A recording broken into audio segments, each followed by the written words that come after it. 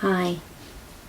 Before continuing to read from William Wilberforce's book, Real Christianity, last time we were talking about differences in fruit of Wilberforce and Charles Taze Russell. Well, we thought in talking about it later, we were thinking about another difference that you see between William Wilberforce and Charles Taze Russell, and that's their difference in attitude and respect for others. Wilberforce recognized his own needs. So I was going to tell you just a little background about Wilberforce. One of the turning points in his life was a travel trip that he took with a friend called Isaac Milner. They spent hours in conversation about God, reading the Bible, and spiritual things. He was the influence that got William Wilberforce to read a book called Rise and Progress of Religion in the Soul by Philip Doddridge. And this was a turning point in his life, but Wilberforce recognized his own need for help and guidance. So when he became a committed Christian, even then he sought out mature Christian help when it came to guidance on his life, what he should do next. He was already in politics, so his question was, should I continue in politics, or should I get out of politics and maybe become a minister or do some kind of spiritual work? So he goes to John Newton. John Newton is the author of Amazing Grace, but prior to being a Christian, he had been a slave captain, a ship captain for a slave vessel. So when he needed this direction, he goes to John Newton, who is now a Christian and a minister, and he sees what should I do? He sees what he thinks. And he talks about the story of Esther and how she was put in a place, and the comment is made in the passage about Esther by her uncle, who knows but God put you in this place to do this work. So that was his advice to Wilberforce, and Wilberforce continued to be in politics, and we know the result was a very good one. It produced that good fruit. Whereas there is no evidence that Russell gave any regard to the wisdom of more mature Christians, but he sought out someone who would agree with the positions he already held. So that's where he was very different from Wilberforce.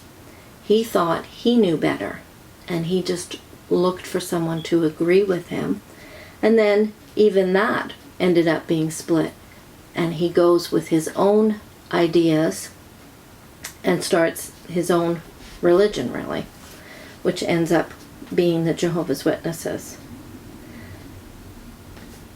So now I wanted to continue with Wilberforce's comments about idolatry.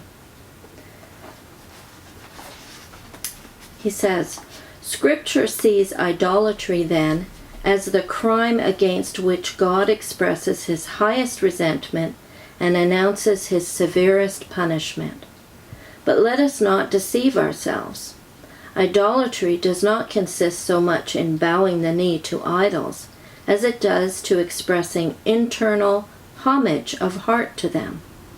It consists in feeling toward idols any of that supreme love or reverence or gratitude which God reserves for himself as his own exclusive privilege. On the same principle, whatever else draws off the heart from him, monopolizes our prime attention, and holds the chief place in our respect and affections, that is as much an idol to us as an image of wood and stone, before which we should fall down and worship. The Bible commands that servants of God not set up his idol in his heart. It therefore repeatedly terms sensuality and covetousness idolatry. So as a witness, I have to ask myself, what was my prime attention on? Or where was my heart? For one thing, obedience to the organization was pretty high up there for thinking this is what I have to do. But even as far as where my heart was, I would say my heart as a Jehovah's Witness was in this promise of a paradise earth. So really it was a selfish desire that was strong in my heart. I wanted to live on a paradise earth. And the Watchtower encourages us to think on that, to think about paradise. So you think of the song that we sang as witnesses, keep your eyes on the prize. Well, the prize isn't, fellowship with God, fellowship with Christ. It's paradise earth. It's fulfilling your own desires. So in what Wilberforce said, sensuality and covetousness is idolatry. I would have to say I was guilty of idolatry then, of covetousness. And my prime affections were there, not with God, even though I thought they were. I think they were very selfish, but nobody helped me to see that in a spiritual sense. So some might still think that it's illegitimate to say that witnesses are guilty of idolatry, but the next time we're going to actually look at the definition of the words connected with idolatry. So idolatry, worship, and blasphemy we'll talk about next time. I'm going to link to this particular video, 2 videos, one by Franz, does Ministry of Jehovah's Witnesses cultivate humility and the fruits of the Spirit?